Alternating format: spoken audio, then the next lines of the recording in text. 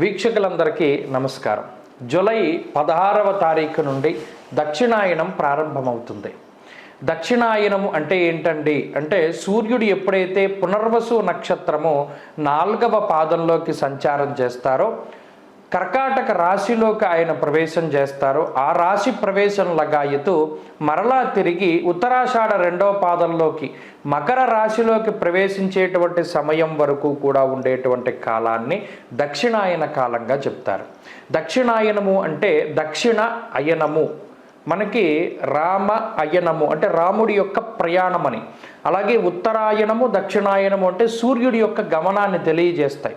మీరు గమనిస్తే ఇప్పుడు సూర్యుడి యొక్క ఇప్పుడు ప్రతిరోజు సూర్యుడు ఉదయించేటువంటి దిక్కును కనుక చూస్తే అంటే మీరు ఇంటి దగ్గర ఉండి చక్కగా మీరు తూర్పు సింహద్వారం అయితే తూర్పు సింహద్వారం, లేదా ఏ సింహద్వారం అయినా తూర్పు వైపు ఉండేటువంటి ద్వారం దగ్గర నిలబడండి. ప్రతిరోజు ఉదయం సూర్యుడు ఏ దిక్కున ఉదయిస్తున్నాడో మీరు పరిశీలన చేయండి. ఈ దక్షిణాయనం ప్రారంభమయ్యే దగ్గర నుండి పూర్తయ్యేంత వరకు గనక మీరు పరిశీలన చేస్తే తూర్పు ఇలా మీ ఎదురుగుండా ఉన్నట్టయితే సూర్యుడి యొక్క ఉదయించేటువంటి స్థితి మారుతూ ఉంటుంది. అంటే ఈ దక్షిణం వైపు ఆయన ప్రయాణం చేస్తాడు. భూమి యొక్క కదలిక మాదిరిగా ఉంటుంది. ఎప్పుడైతే మరలా ఉత్తరాయణం ప్రారంభమవుతుందో ఆయన మరలా ఉత్తరానికి వెళ్ళిపోతూ ఉంటాడు.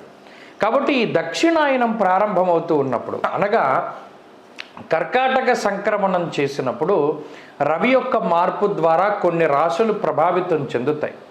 ఏ రాశుల వారికి ఈ దక్షిణాయన ప్రారంభ కాలంలో మంచి జరుగుతుంది, ఏ రాశుల వారికి ప్రతికూలంగా ఉంటుంది, ఏ రాశుల వారికి మధ్యస్థమైనటువంటి ఫలితాలు వస్తాయి అనేటువంటి విషయాన్ని మనం ఈ వీడియో ద్వారా క్లుప్తంగా తెలుసుకునేటువంటి ప్రయత్నం చేద్దాం. ముఖ్యంగా కర్కాటక రాశిలోకే సూర్యుడు ప్రయాణం చేస్తూ ఉన్నారు కాబట్టి ఆ రాశి వారికి జన్మరవి యొక్క దోషం ఉంటుంది.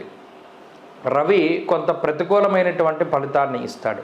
ఇక సింహరాశి వారికి రాశ్యాధిపతి అయినటువంటి రవి వ్యయస్థానమందు ఉన్నారు కాబట్టి ఆ రవి సింహరాశి వారికి ప్రతికూలంగా ఉంటారు. మేషరాశ్యాత్తు ఇది చతుర్థ స్థానము, అలాగే ధనురాశ్యాత్తు ఇది అష్టమ స్థానము. కాబట్టి ఈ 4 రాశుల వారికి రవి యొక్క మార్పు ఈ దక్షిణాయన ప్రారంభ కాలంలో రవి తన యొక్క వ్యతిరేకమైనటువంటి ఫలితాన్ని ఇస్తారు. అనగా కర్కాటక రాశి వారికి, సింహరాశి వారికి, మేషరాశి వారికి, ధనురాశి వారికి రవి యొక్క మార్పు అనేటువంటిది అంత గొప్పగా యోగించదు. యోగించకపోవడం అంటే ఏంటండి అంటే ఆత్మశత్రుత్సాహ వనపర్వతాది పితృకారక సూర్య అంటూ ఉన్నది శాస్త్రం. ఈయన ఉత్సాహానికి కారకులు, ఆరోగ్యానికి కారకులు, అలాగే జీవితంలో మనం ఏది సాధించడానికైనా సరే రవిగ్రహం చాలా ముఖ్యం. గ్రహరాజు అయినటువంటి రవి ఆయన ప్రతికూలంగా ఉన్నప్పుడు ఆరోగ్యపరంగా కొన్ని చికాకుల్ని కలగజేస్తారు, అలాగే ఉత్సాహ భంగానికి కారణమవుతారు. అనగా ఎప్పుడైతే అనారోగ్య సమస్యలు వస్తాయో మనం అంత ఉత్సాహంగా ఉండలేం కదా, అలా ఉత్సాహానికి ఇబ్బంది వాటిల్లుతుంది.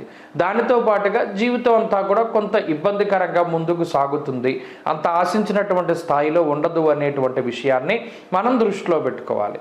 మరి ఈ 4 రాశుల వారు రవికి సంబంధించినటువంటి బలాన్ని పెంచుకోవడానికి ఏం చేయాలండి?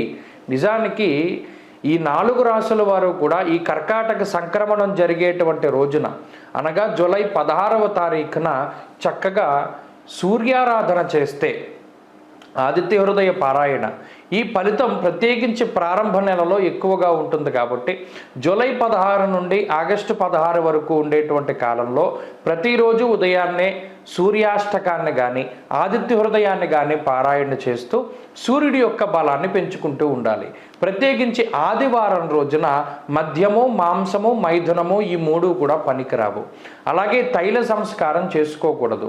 ప్రత్యేకించి ఆదివారం నాడు గోధుమలతో చేసినటువంటి పదార్థాన్ని 6గురికి దానం చేయాలి. గోధుమ పిండితో చేసినటువంటి రొట్టెలను సైతం మనం దానం చేయవచ్చును. ఇలా చేస్తూ పోతే రవి యొక్క అనుకూలత పెరిగి ఆ చెడు ఫలితాలు ఈ 4 రాశుల వారికి తగ్గుముఖం పడతాయి.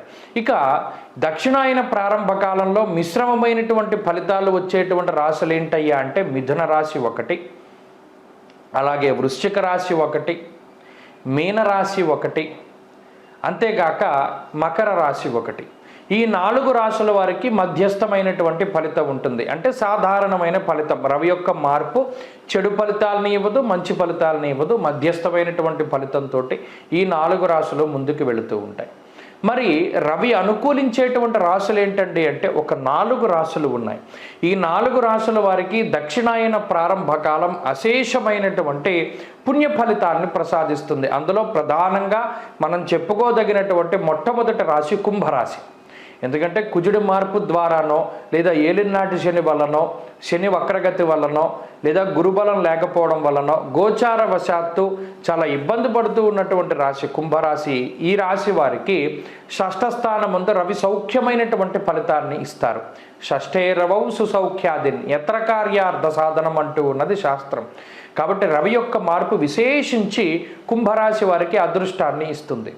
ఆ తదుపరి స్థానంలో కన్యారాశి వారు ఉన్నారు. కన్యారాశి వారికి కూడా విశేషమైనటువంటి యోగకాలంగా ఉంటుంది. ఎందుకంటే యశోవృద్ధిర్ బలం తేజ సర్వత్ర విజయసుఖం శత్రునాశో మంత్రసిద్ధి అన్నారు. అంటే అర్ఘ్యంచ స్వకులాచార అంటూ ఉన్నది శాస్త్రం. ఇక్కడ లాభస్థానమందు ఎప్పుడైతే రవిగ్రహం సంచారం చేస్తూ ఉన్నారో అటు మంగళకరమైనటువంటి విషయాలు, శుభ కార్యక్రమాలు, లేదా చదువు రీత్యా వేరే దేశాలకు వెళ్ళడం, లేదా కుటుంబంలో ఉండేటువంటి సమస్యలు తగ్గడం, ఆరోగ్య సమస్యలు తగ్గడం, ఆర్థిక ఇబ్బందులు తగ్గడం, ఉత్సాహం పెరగడం, వంశపారంపర్య ఆస్తిపాస్తులు చేతికి రావడం, ప్రభుత్వ సంబంధమైనటువంటి ఇబ్బందులు తగ్గుముఖం పట్టడం, న్యాయస్థానాది విషయాలలో విజయాన్ని సాధించడం ఇత్యాది విషయాల దగ్గర నుండి అన్ని కన్యారాశి వారికి అనుకూలంగా ఉంటాయి. కాబట్టి రవి యొక్క మార్పు చాలా యోగ్యమైనటువంటి ఫలితాలని కన్యారాశి వారికి ఇస్తుంది. ఆ తదుపరి స్థానంలో వృషభ రాశి వారు ఉన్నారు. వృషభ రాశి వారికి తృతీయ స్థానంలో రవిగ్రహం. ఇష్టసిద్ధి సదారోగ్యం బంధు సంతోషవర్ధనం. ఇక్కడ సంతోషకరమైనటువంటి విషయాలకి రవి కారకత్వాన్ని వహిస్తారు. ఎందుకంటే వృషభ రాశికి ప్రస్తుతం ఉన్నటువంటి పరిస్థితులు అంత బాగుగా లేవు. మొన్నటి వరకు అర్గళ దోషంతో బాధపడ్డారు, చాలా ఇబ్బందికరమైనటువంటి ఫలితాలని అనుభవించారు. ఇప్పుడు ఆ దోషాలన్నింటినీ కూడా అధిగమించగలుగుతారు. ఆనందదాయకమైనటువంటి పరిస్థితుల్ని అనుభవిస్తారు. ఆరోగ్యం బాగుంటుంది, ఐశ్వర్యం వస్తుంది, అభివృద్ధి ఉంటుంది. అలాగే సాహసోపేతమైనటువంటి నిర్ణయాలు తీసుకుంటారు, యోగిస్తాయి. సంతోషంగా కాలాన్ని గడపడానికి, అభివృద్ధికి కూడా రవి ఈ వృషభ రాశి వారికి ఉపయోగిస్తారు. ఇక చిట్ట స్థానం అయితే ఇది అంత వదిలిపెట్టవలసినటువంటి స్థితి కాదు. తులారాశి వారికి దశమ కేంద్రమందు దిగ్బలయుక్తుడై, మిగతా 3 రాశుల వారికి రవి యోగించడం వేరు, తులారాశి వారికి దశమ కేంద్రంలో రవి యోగించడం వేరు. ఇది దిగ్బలయుక్తుడైనటువంటి రవిగా మనం చెప్పవచ్చును. కాబట్టి తులారాశి వారికి ఉండేటువంటి వృత్తిపరమైన సమస్యలు, ఆరోగ్యపరమైన సమస్యలు, అలాగే సంతానపరమైన సమస్యలు, కుటుంబపరమైనటువంటి సమస్యలు, వృత్తి ఉద్యోగ సమస్యలు, ఇలా అన్ని సమస్యల నుండి రవి మిమ్మల్ని బయటపడేస్తారు. చాలా ఆనందదాయకమైనటువంటి వాతావరణం ఉంటుంది, ఉత్సాహం ఉంటుంది, ధైర్యం ఉంటుంది, సాహసం ఉంటుంది. అన్నిట్లోనూ కూడా విజయాన్ని కాంక్షించేటువంటి పరిస్థితులు ఉంటాయి. కాబట్టి ఈ 4 రాశుల వారికి రవి యొక్క మార్పు అత్యంత శ్రేయోదాయకమైనటువంటి ఫలితాన్ని ఇస్తుంది. స్వస్తి.